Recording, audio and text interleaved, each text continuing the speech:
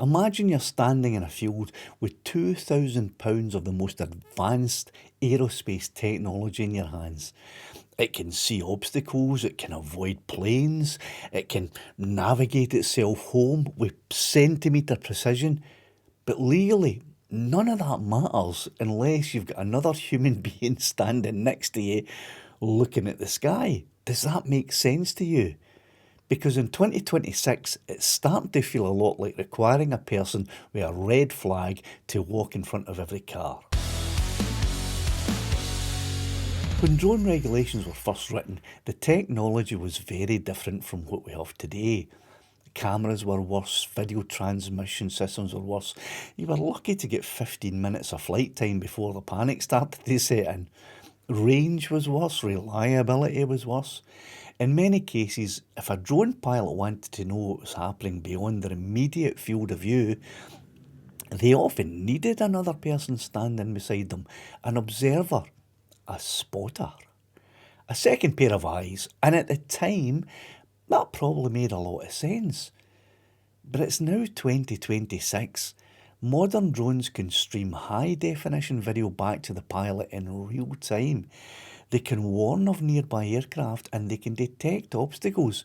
They can return home automatically. Some can even identify and track subjects with remarkable accuracy. So here's the question. If we were writing drone regulations from scratch today, would we still invent the drone observer requirement? Or are we solving a problem that modern technology has already addressed? By the end of this, I'm going to show you a specific piece of tech that I believe makes the human observer almost entirely redundant. Now, before anyone rushes into the comments section, let's get one thing sorted. This is not a video encouraging anybody to go out and break the law.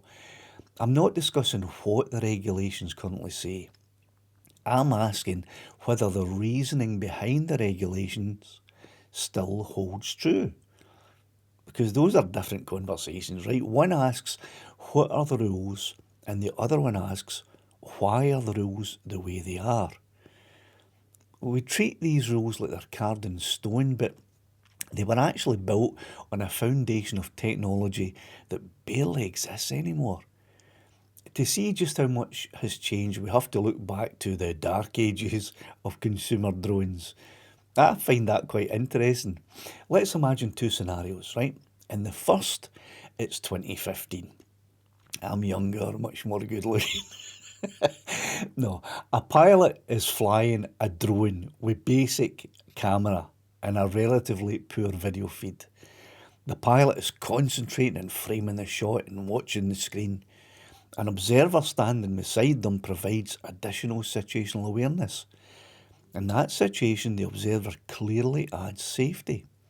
The observer is contributing something that the pilot can't easily do alone. Now let's jump forward to today. I'm older, not so handsome. The pilot is flying a modern drone with crystal clear video feed, obstacle sensing, automatic return to home functionality, aircraft warnings and vastly improved reliability. Has the observer become more important or less important?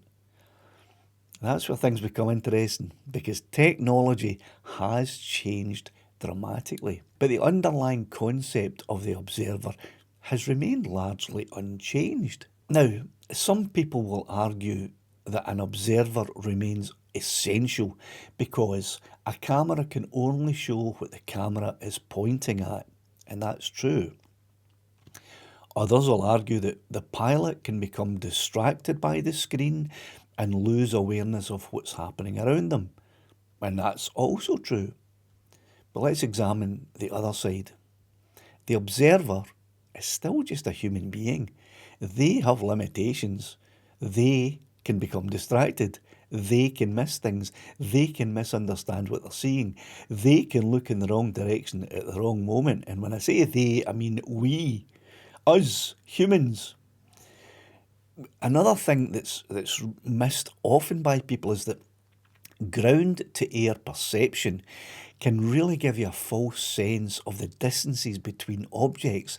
I've already shown this in a video which I'll put up here, where you'll see that because I was observing only the drone flying close to power lines, I, from the ground, observed that there was a distance between the drone and the power lines that in reality was much, much less of a distance than I perceived it to be from the ground. So having an observer with you isn't an infallible safety system.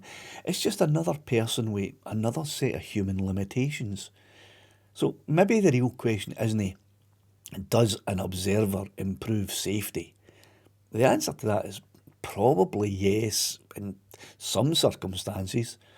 I think the more important question is, how much additional safety does an observer provide today compared with when the requirement was originally introduced?